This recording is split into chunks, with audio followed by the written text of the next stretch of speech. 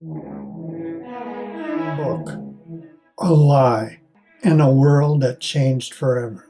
Imagine living in a world where a single book could turn your neighbor, your friend, and even your own family against you.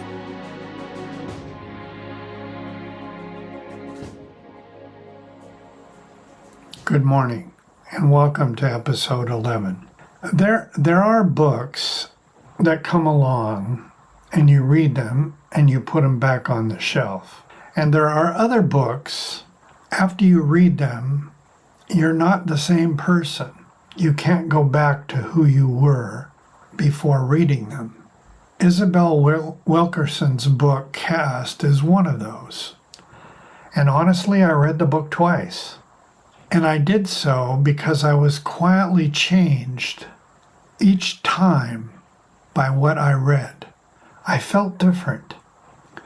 It wasn't when the word caste was used and defined for the first time, or when America was historically placed alongside India and Nazi Germany as the dominant castes in the world. For me, the moment of change came later. And when it became clear that seeing the caste system clearly altered my moral position within it, not because it told me something entirely new, but because it named something that I was trained not to see. The book explained why certain patterns repeat themselves in our society, no matter how many laws are passed or speeches that are given. Her central claim is really simple, but it's also unsettling. America is not just shaped by racism, it is structured by caste. And once you see that structure, the question becomes, what do I do now that I understand it? One of the most difficult questions that comes up in the book is the notion of generational guilt. Am I as an individual, or you as a listener to this podcast, are we guilty because of our past sins? And it isn't so much about blame, but the question gets to the point of once you know about the caste structure in the United States and what its impact has been over time. In other words, once you understand the historical lie that all of us grew up with, believing in America, a place of the land of the free and the home of the brave, and that everything was a meritocracy, and all you needed to do was work hard, obey the law, and you would be rewarded for that. But it doesn't really hold up. I had a struggle when I came across this idea of generational guilt. And I've changed my point of view, because once you know the truth, the historical fact, then you have a responsibility. And that's the key point. As Wilkerson says, you may not have laid the bricks of the caste system, but you are standing inside the building. And if you benefit from its shelter, you also inherit an obligation to acknowledge how the structure was built. You may not have laid the bricks of the caste system, but you're standing now, like I am, within the structure that was built. And I've benefited from the shelter that structure had provided. I have benefited as a white male person in the United States I also inherited an obligation to acknowledge how that structure and how that shelter was built. I think denial becomes part of an act of self-preservation. I mean, we operate under the illusion that we were not responsible, that we were innocent, that we believed the story that we were told. And namely, and I'll quote here, the story that we were told about our place, how it was earned, and how our society is neutral and natural. But in fact, moral maturity begins, I think, when we accept the truth. And that's the point that Wilkerson made in the book very effectively. And you don't have to be guilty to be responsible. You only have to be informed, and that's a key point. There's a scene about a black man in Wilkerson's book that was in 1919 in Omaha, Nebraska. And this stuck with me for a number of reasons, probably one of which was that I had just finished episode 10, which is a story about James, the Percival Everett's Pulitzer Prize-winning novel. The story goes like this. In 1919 in Omaha, Nebraska, Will Brown was falsely accused of attacking a white woman. And before any trial, a white mob stormed into the courthouse.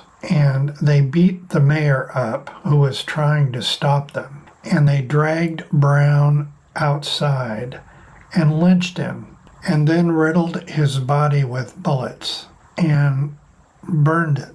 And then they tied his body, his burnt body, to a police car and dragged it through the streets. And the crowd was posing for photographs. And postcards were being made out of these photographs and being sold in the local stores. And if you recall, historically, postcards were sort of a big deal in the way of interpersonal communication around the country. And so this was not secret violence. It was a public celebration. And here's the point that really, really touched me. There was a boy that was witnessing all this, and his name was Henry Fonda. It's been suggested that Henry Fonda carried this memory and internalized it throughout his entire life, and that it really shaped the roles that he took on about men who stood up against mobs, against false certainty, and against the intoxication of collective cruelty. In fact, in his Western, The Oxbow Incident in 1943, Fonda plays a man who argues that mob justice degrades everyone involved, not just the victim, but the society that allowed it. Wilkerson pairs this with another image. It's become a famous photograph, actually, of a German crowd, and they were giving the Sieg Heil to Adolf Hitler. At least everyone was, except one man in the crowd who kept his hands and his arms crossed. And he doesn't shout, and he doesn't disrupt. He simply refuses. And he's utterly alone in this crowd. And this is what conscience often looks like. It's not heroic. It's not celebrated. And oftentimes it's isolated. And it's surrounded by people who have normalized horror and called it order. I know this video is probably making some of you feel very uncomfortable because it's a story about how a lie can influence an entire nation. But I want to point out something that Wilkerson makes very clear in her book, that caste is not just about oppression from above. There's a duality to it, because at the bottom of the caste, people are stripped of their dignity, their individuality, and their humanity. And those at the top, on the other hand, are led to believe that this is natural, that their position in society is natural, and that and their position is a result of merit, intelligence, divine favor, and destiny, manifest destiny. And that duality in the story, and it divides the people from the top to the bottom of the caste. Everyone at the bottom is that succeeding generations are the black and the indigenous people are built in by their birth. In America, the lie took on a very specific form. The form was that black and indigenous people were cast as inferior. They were born of lesser gods. They had lesser intellect because of their skin color. They were of lesser worth and only suited to farm labor and intense labor, and they deserved punishment. European settlers did not, in the United States, the colonists, did not just benefit from that story, they believed it. They believed it. And belief was hardened by all the institutions around them, the laws, the customs, and most importantly, the violence. And that story did not disappear with the emancipation. Abraham Lincoln didn't free the slaves. He just created a pause and allowed the culture to realign around their original beliefs. And that's the story that echoed forward. That's the story and the way caste survives. And caste survives by convincing everyone in the social structure that it's simply the way things are. That carries with it no burden of responsibility to tell the truth or to own up to the history and to act differently after you know what the truth is. Okay, so now I'm going to close out this story. And I think Wilkerson makes one thing very clear, and it's a moral demand from the heart, and that is to take a stand. And that really, to use an overused term, resonated with me, because now we think back to the stories in prior episodes of the women who stood. Helena Schuberin, Cassidy Hutchinson, and Coretta Scott King, and others, people who had the courage of their moral convictions to stand up and say something different and challenge the false nature of storytelling, and especially now in this age where it isn't amplification like in the days of Hitler by radio. It's amplification through social media. It's time and time again when we see mass killings and mass shootings. Well, you have to take a stand. Do you have to be a hero? No. But you have to be willing to share stories like the one I'm trying to share now, and to join communities that strive to tell the truth. If it's one shortcoming in America that I feel unequivocal about, it's our education system and our ability to make things easy and current and not learn from our past, not accept the truth and move on. We need to accept each other, and that's the way we make hope.